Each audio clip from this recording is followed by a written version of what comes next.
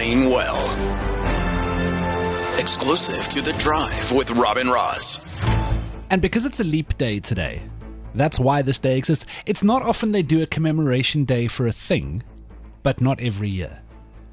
But today is World Rare Disease Day. And I think it's great because, this happens every 4 years, but I think this is something that we should be speaking about more often. Daar is soveel mense wat met toestande of siektes sit wat hulle nie verstaan nie en hulle het geen idee hoe hulle dit gekry het nie, maar dit is net, it's rare and it's a disease that you've ended up with. And I need to clarify something here. When I heard of World Rare Disease Day and I went and had a look, my brain processed that name wrong.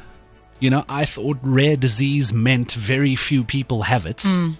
It just means that there are so many of them, but they're kind of rare. So rare disease is counted around the world as like 1 in every 2,000 people might get this disease. But because there are so many of them, actually lots and lots of people have rare diseases. So I thought the number in the population would be low, but that's not true. Yeah, so according to the statistics that we found from the University of Stellenbosch, 1 in 15 people on Earth have some form of disease that we're not really aware of. I mean, there you go, 1 in 15 people in the world. Yeah. Right, so that's about 4 million in South Africa, and on the continent it is 100 million. It sounds a lot, but if you think how many people are on the continent, you know. And Ross, I just want to speak to how you said people are not really aware of this, and people struggle with diseases and symptoms that they really don't know where it comes from, and there's a lot of stigma, but there's also a lot of emotional pressure that goes with it. So I've spoken to a geneticist, Professor Shahida Musa.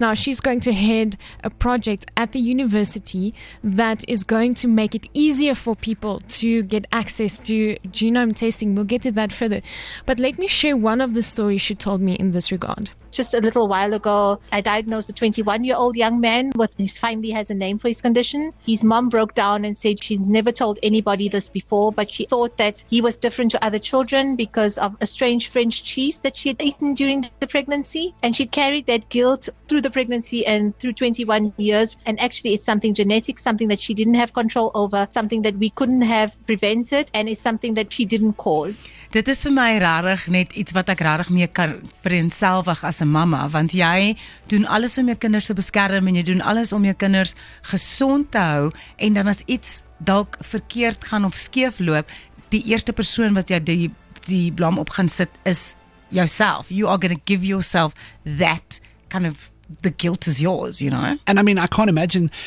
you know, I've never been pregnant. I don't know if you know this. No. But I've seen the lists, you know, don't eat sushi, don't eat this, don't eat soft cheese, there's a whole bunch of things. And then that one day you had that interesting piece of stinky cheese. And now 21 years later, you think you've done something fundamental to your child and you've carried that with you.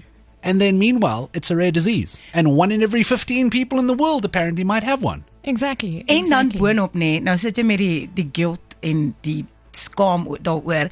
But then you're trying to do everything to kind of fix whatever is wrong with your child, but because it's not something that ticks one of the boxes of a big illness, daar's dan nou nog goed wat in jou kop aangaan oor hoe gaan ek my kind beter maak as ek nie weet of die dokters nie weet wat aangaan nie. Precies. And this is the nice thing that they're doing at the university, and they're trying to put together a database, and it's going to cover, you know, a lot of the whole continent, because a lot of these things need genetic testing as well to work out what's going on, and we don't have the databases. I mean, one of the websites I looked at said of the list of 5,500 rare diseases that they follow, there are treatments for maybe 400 of them. And the reason the treatment number is so low is because, you know, it only affects 1 in every 2,000 odd people.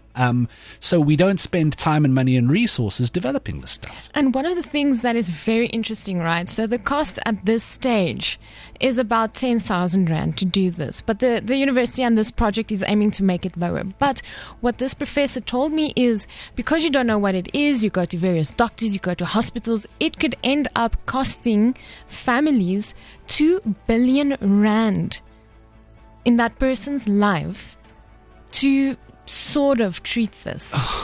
So, because you don't know, so we just got to keep testing things. Exactly. And there is hope. So I'm going to give you guys there are places that you can go to. You can go to your doctor, and they have to refer you to a Gene Center. All right. Otherwise, if you don't really understand what's happening, you can also email Prof. Shahida. So I'll give you guys her email address. And if anyone out there feels they don't know what's happening, it's been years, you are welcome to get your doctor to get in touch with her. Yeah, we'll go and put some details on the website as well, but just wanted to bring that to your attention. And it's kind of cool that they do it that way. It is World Rare Disease Day. It only happens, though, on the 29th of February, which only happens every 4 years, which is kind of rare. It's The Drive with Rob and Roz. Absolutely phenomenal. Jacaranda FM.